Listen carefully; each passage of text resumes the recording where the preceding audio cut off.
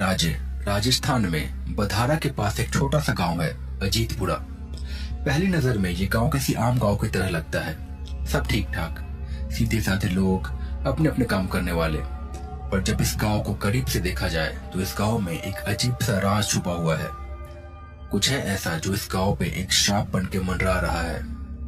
पिछले कई सालों से एक अजीब सी और बेहद भयानक घटना हो रही है इस गांव में। हर अमावस्या को गांव में एक शैतानी साया निकलता है जो लोगों को उनके नाम से बुलाता है। पर किसी ने अगर जवाब दिया तो या तो वो हमेशा के लिए पागल हो जाता है, या फिर हमेशा के लिए लापता, या फिर उसकी लाश किसी नारियल के पेड़ के पास मिलती है। शाम होने को है और गांव के बीचों बीच कुछ लोग बैठ के कुछ खास और गंभीर बातचीत कर रहे हैं। ऐसा लग रहा है जैसे किसी बहुत जरूरी काम की तैयारी हो रही हो। चलो भाई, अब रात होने वाली है। पता है ना, आज अमावस्या है। हाँ हाँ पता है। अब चलते हैं घर। ना जाने किस मनहूस घड़ी में हमारे गांव को ये श्राप लग गया। श्राप? कैसा श्राप? आप लोग भी ना कैसी कैसी बातों पर विश्वास करते हैं। ये बात कही है मनीष ने, जो कि कल ही अपने शहर से इस गांव आया है अपने दादा दादी के पास अपनी छुट्टियां बिताने। दादा दादी कई दिनों से उसे बोल रहे थे कि हमारे पास आओ और हमारे साथ वक्त गुजारो, इसलिए वो कल ही शहर से अपने गांव आया है। पर उसे गांव के बारे में ज्यादा कुछ नहीं पता। अरे मनीष भाई, तुम इस बात को हल्के में मत लो। गांव के कई लोग इस बात को झेल चुके हैं और झेल रहे हैं। तुम्हें पता भी नहीं है कितना भयानक है ये। पर आखिर होता क्या है? अरे कुछ नहीं होता। अब अपने अपने घर चलो सब। और हाँ मनीष, रात को कोई अगर आवाज दे तो घर के बाहर मत जाना बस। मुझे पता है तुम इन सब बातों पे विश्वास नहीं करते हो, लेकिन चोर लुटेरे पे तो हो सकते हैं ना गांव के आसपास, तो बाहर मत जाना बस। ऐसा कह के सब अपने अपने घर चले गए।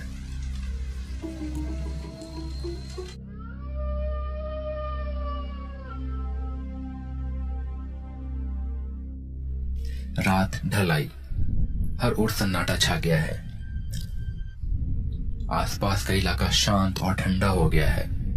कुछ कीड़े मकोड़ों की आवाजें आ रही हैं। सबको पता है कि रात को बाहर जाना सही नहीं है। धीरे धीरे रात गहरी हो गई। रेगिस्तान का गांव शांत हो गया। कुछ घरों में अभी भी लालटेन धीमी रोशनी में जल रही है। दिन में जहां इतनी गर्मी थी, वही इलाका अब रात को धीरे धीरे बहुत ज्यादा ठंडा होते जा रहा है। मनीष अपने कमरे में सो रहा था, पर उसे सिगरेट पीने की तलब हो रही थी। पर वो घर में नहीं पी सकता था क्योंकि घर में उसके दादा दादी भी थे। उसने बाहर ही जाके पीने का सोचा। रात को वो बाहर आया। बाहर आने के बाद उसे एक अजीब सी रोने की आवाज सुनाई दी। उसने देखा कि थोड़ी दूर पे एक करीब 8-10 साल का बच्चा बैठा हुआ है और बड़ी जोर जोर से रो रहा है। वो थोड़ी दूर आगे बढ़ा और मनीष ने उससे पूछा, कौन कौन हो तुम और यहाँ क्या कर रहे हो? वो बच्चा फिर भी रोते रहा, पर अब धीरे धीरे कुर्राने भी लगा। मुक्ति मुक्ति मुक्ति मुक्ति चाहिए। मनीष और आगे जाने लगा। उसकी धड़कन तेज हो गई थी। मन में उसे गांव वालों की बात याद आ रही थी, पर उसके मन में उत्सुकता थी। वो जानना चाह रहा था कि आखिर कौन है और वहां पे क्यों है, क्यों रो रहा है।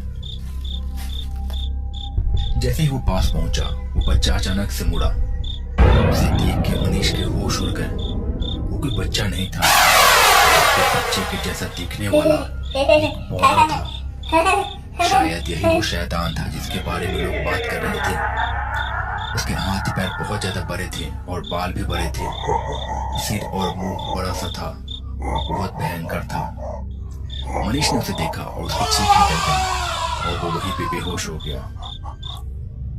जब उसकी आंखें खुली तो उसके दादा दादी उसे घेर के खड़े थे। उन्होंने उससे पूछा कि क्या हुआ, पर मनीष ने बताया कि शायद कमजोरी की वजह से उसे चक्कर आ गया।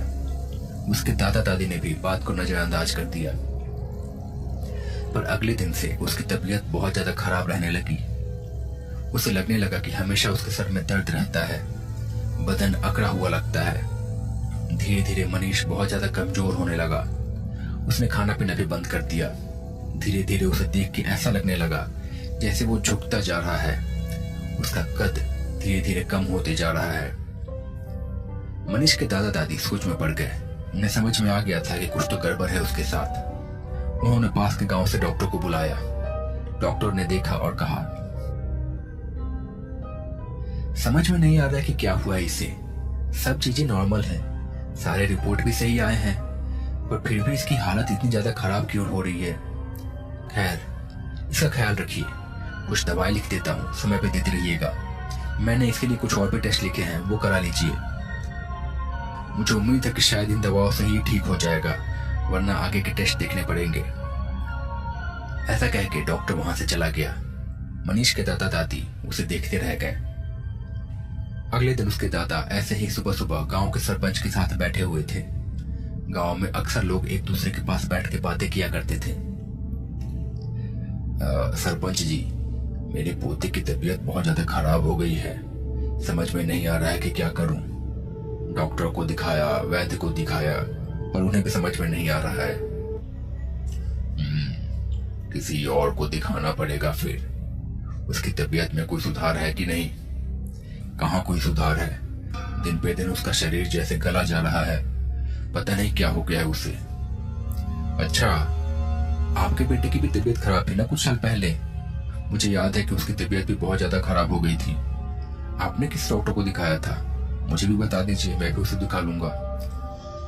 सरपंच ने थोड़ी देर सोचा और कहा, देखो, कभी कभी ऐसी चीजें डॉक्टर वैद्य के समझ के परे होती हैं। मेरे बेटे के साथ भी हुआ था ऐसा कुछ, पर तब मैंने कोई और रास्ता अपनाया था, और उसके बाद मैं एकदम चुप हूं इस बारे में और कभी बात नहीं करता। और अब तुम्हारे पोते की जान की बात है तो तुम्हें बताता हूँ। गांव के दक्षिणी कोने पे एक तांत्रिक है। आज रात को उसके पास चलेंगे। हो सकता है वो कुछ मदद कर दे। मेरे बेटे की भी जान उन्होंने बचाई थी।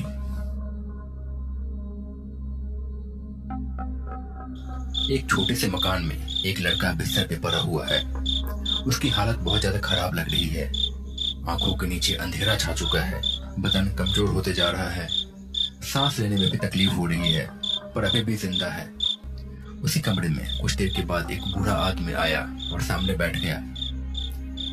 ना जाने क्या हो गया है तुम्हें। अब एक तू ही तो है मेरा इस दुनिया में। तेरे बिना जीने का क्या मतलब। मैं तुझे कुछ नहीं होने दूंगा। चाहे मुझे कुछ भी करना पड़े, मैं तुझे कुछ भी नहीं होने दूंगा। इसके बाद उस बूढ़े ने चुपचाप कुछ सोचा और चुपचाप फिर वहां से निकल पड़ा। रात के सन्नाटे में धीरे धीरे चलता हुआ गांव के दूसरे छोर पे पहुंचा। यहाँ एक छोटी सी झोपड़ी है। उसके अंदर से थोड़ी सी रोशनी आ रही है और साथ ही में कुछ मंत्रों की आवाज भी आ रही है। वो बूढ़ा इधर उधर देख के चुपके से अंदर चला गया। उसने देखा कि झोपड़ी के अंदर एक आदमी बैठा हुआ है। उसके सामने मोमबत्तियां जल रही है और कुछ निशान बनाए हुए हैं। एक नरमुंड भी रखा हुआ है वहां पे। पास में ही कुछ और सामान भी रखा हुआ है। वो आदमी किसी तांत्रिक के जैसे लग रहा है। ऐसा लग रहा है जैसे किसी बहुत ही गंभीर सिद्धि में लीन है। बुड्ढे ने उसके पास जाके कहा, महाराज महाराज महाराज, मदद कीजिए महाराज। बड़ी मुसीबत में हूँ, मेरा सब कुछ लूट जाएगा। बचा लीजिए महाराज, बचा लीजिए। उस तांत्रिक ने अपने आंखें खोली और बोला, कहां से आया है? महाराज, अजीतपुरा का ही रहने वाला हूँ। आपके गांव का ही हूँ महाराज। बचा लीजिए महाराज। तांत्रिक ने उसकी बात सुनी और फिर आंखें बंद करके धीमी आवाज में कुछ मंत्र पढ़ा। फिर अपने आंखें खोली। मैं समझ गया कि तू यहाँ पे क्यों आया है, लेकिन मुश्किल है, बहुत अधिक मुश्किल है। तेरा बेटा सच में बीमारी से ग्रसित है और अब बस कुछ ही सांसें बची हुई हैं उसकी। इसमें मैं क्या करूं? डॉक्टर वैद्य को नहीं दिखाया? दिखाया महाराज, सबको दिखाया। जयपुर से दिल्ली हर जगह लेके गया। आधे से ज्यादा खेत बेच दिए इलाज में, लेकिन सभी ने हाथ खड़ा कर दिया। अब बस आपका ही सहारा है महाराज, बचा लीजिए। तांत्रिक ने फिर कुछ और सोचा और कहा, देख, तेरा बेटा अंतिम सांसें ले रहा है। इसकी जीवन शक्ति खत्म हो रही है। एक काम मैं कर सकता हूँ, लेकिन ये प्रकृति के नियम के खिलाफ है और ये तामसिक तंत्र है। महाराज दया कीजिए, मेरे बच्चे को बचा लीजिए। मैं जो कुछ भी हो करूंगा आपके लिए, बस बचा लीजिए उससे। अभी उसने दुनिया भी नहीं देखी है ठीक से। तांत्रिक ने फिर कहा, इसके लिए मुझे किसी और की जीवन शक्ति छीन के तेरे बेटे में डालनी होगी। रह पाएगा इस मन के बोझ के साथ? बोल, किसी और के बेटे को मार के अपने बेटे को खुश देख पाएगा? मैं कर लूंगा महाराज, मैं सब कुछ देख लूंगा, मुझे सब मंजूर है, बस आप उसे बचा लीजिए। ठीक है, मैं करूंगा, पर तू गांव का सरपंच है, इसके बदले तुझे तेरी आंखें मूंदनी होंगी। मैं कुछ भी करूं गांव में, कोई भी साधना करूं, तू कुछ नहीं बोलेगा और इस रात का जिक्र किसी और से कभी नहीं करेगा। अगर किसी से तूने कुछ बोला तो तुझे पता है मैं क्या कर सकता हूँ। मुझे मंजूर है महाराज, सब मंजूर है। ठीक है, कल इसी वक्त आना फिर से यहाँ पे, मैं संभालूंगा, पर अपना वादा मत भूलना, वरना तुझे पता है ना मैं क्या कर सकता हूँ। हाँ महाराज, आपकी जय हो, आपकी जय हो।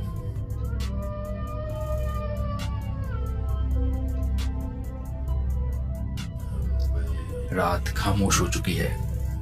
तांत्रिक अपनी झोपड़ी में बैठ के कुछ ऐसे ही मंत्र पढ़ रहा है। उसके पास मोमबत्तियां जल रही हैं और पास में ही एक हरे रंग का नारियल रखा हुआ है। उस नारियल पे कुछ धागे बंधे हुए हैं और काले रंग से तिलक लगाया हुआ है।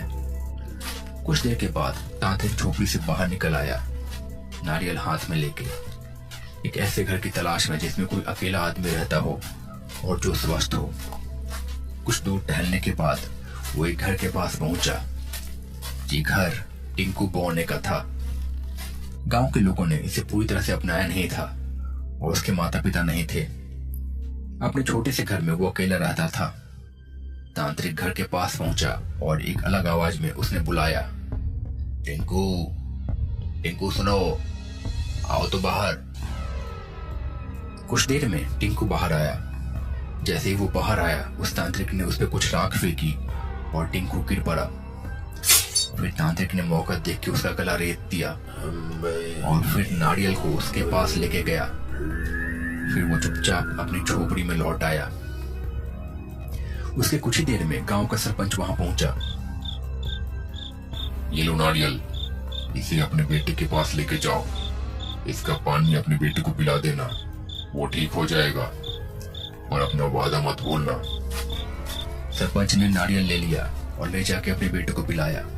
अगले दिन से उसके बेटे की तबीयत ठीक हो गई, पर टिंकू बौने की लाश जाने कितने दिनों तक वहीं पड़ी रही।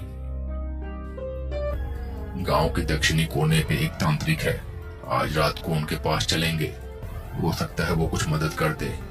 मेरे बेटे की जान भी उन्होंने बचाई थी। हाँ ठीक है, इस समय तो जो भी सहारा दिखे अच्छा है। रात फिर से घिर आई। सन्नाटे में धीरे धीरे वो लोग किसी तरह से तांत्रिक की झोपड़ी के पास पहुंचे। अपने साथ जैसे तैसे वो लोग मनीष को भी लेके गए थे। उनके साथ एक और आदमी भी था जो कि सरपंच का वफादार था। सरपंच झोपड़ी में गया। उसने देखा कि वो तांत्रिक चुपचाप झोपड़ी में बैठा हुआ है, पर अब वो थोड़ा बूढ़ा हो चुका है, बाल सफेद हो चुके हैं और थोड़ा कमजोर भी लग रहा है। महाराज, महाराज नमस्ते, कैसे हैं आप महाराज? तांत्रिक ने उन्हें देखा और कहा, कौन कौन हो तुम और इस वक्त यहाँ क्या कर रहे हो? महाराज, आपको याद होगा कुछ साल पहले मैं आपके पास आया था। मेरे बेटे की तबीयत बहुत ज्यादा खराब थी, आपने उस वक्त मेरी मदद की थी। हाँ, याद आया मुझे, पर मुझे ये भी याद है कि तुम्हारे बेटे को बचाने के लिए मुझे क्या करना पड़ा था, पर अब मैंने ये सब छोड़ दिया है। उस दिन के बाद से इतने साल मैं जैसे तैसे बचते आ रहा हूँ, खुद में उससे छुपता फिरता हूँ। वो आत्मा मेरी तलाश में है। चले जाओ यहाँ से, चले जाओ। पर महाराज, मेरे पोते को देख तो लीजिए एक बार, मैं उसे लेके आया हूँ साथ में। तभी उस कमरे में एक आदमी मनीष को लेकर दाखिल हुआ। तांत्रिक ने उसे देखा और सहम गया। दूर करो उसे, दूर करो इसे, हटाओ इसे, ले जाओ इसे यहाँ से। ये मुझे नहीं छोड़ेगा, ये मुझे नहीं छोड़ेगा। भगाओ इसे यहाँ से, भगाओ। सरपंच और मनीष के दादा को समझ में नहीं आया कि क्या हो रहा है, पर धीरे धीरे सब साफ हो गया। धीरे धीरे मनीष के कंधे पे उन्हें कुछ नजर आने लगा, एक बेहद भयानक सा बौना शैतान। उन सबको समझ में आ गया था कि उसी की वजह से मनीष की तबीयत शायद खराब थी। वो तांत्रिक को देख के घुर्राने लगा और कुछ बड़बड़ाने लगा, बदला बदला। फिर अचानक से तांत्रिक की ओर झपटा और पल भर में ही उसने तांत्रिक को मार डाला और उसके बाद वो हवा में ही कहीं घुल गया। शायद उसका बदला पूरा हो गया था और शायद इसी के साथ उसे मुक्ति मिल गई थी। मनीष को भी अचानक से बेहतर महसूस होने लगा और उसके बाद गांव में कोई भी घटना नहीं घटी। शायद इसी के साथ बरसों पहले जो तांत्रिक ने बौने के साथ गलत किया था उसकी भरपाई हो गई थी। तो दोस्तों, कैसा लगा आपको ये वीडियो? अगर ये वीडियो पसंद आया है तो प्लीज चैनल को सब्सक्राइब करके बेल नोटिफिकेशन दबा के ऑल पर कर लें और वीडियो को लाइक करना ना भूलें और कमेंट में बताएं कि कैसी लगी आपको ये कहानी और यह कहानी आप कहां से देख रहे हैं और आपका नाम क्या है, और बताइए कि नेक्स्ट वीडियो किस स्टेट पे बनाऊं। मैं मिलता हूं बहुत जल्द एक नई कहानी के साथ। तब तक के लिए बाय बाय, अपना ख्याल रखिए।